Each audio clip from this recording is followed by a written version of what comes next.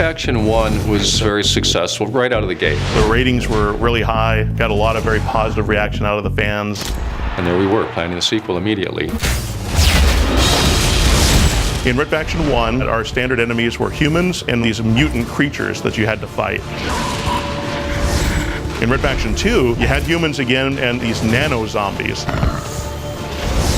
In Red Faction Guerrilla, we just stuck with the humans, but gave them some pretty nasty weapons and vehicles that you had to try to deal with. We really start to build up this sci-fi franchise. We've taken this and we've actually wrote Red Faction Armageddon.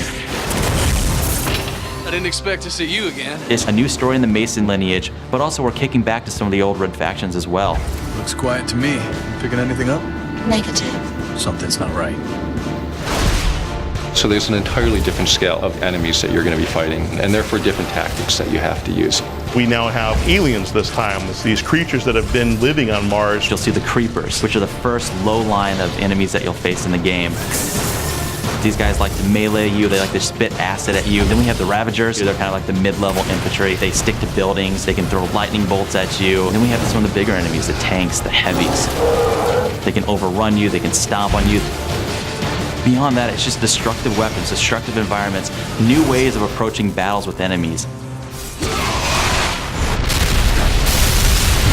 Geomod means geometry modification. You fire a rocket at that wall, it shouldn't just turn black. There should be a hole in that wall, and it should go through that wall and blow up something on the other side of that wall.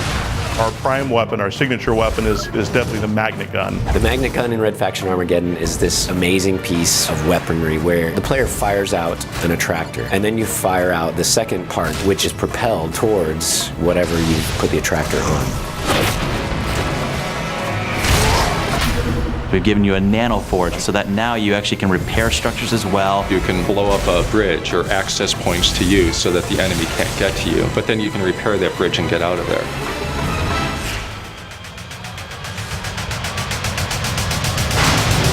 We've had a lot of fun being able to come up with some of these types of weapons that are really maximizing destruction. I think at the core of it, it is a game, it's entertainment, and it's got to be fun. I think we've really tightened it up with Red Faction Armageddon. It's still the only destruction game in town.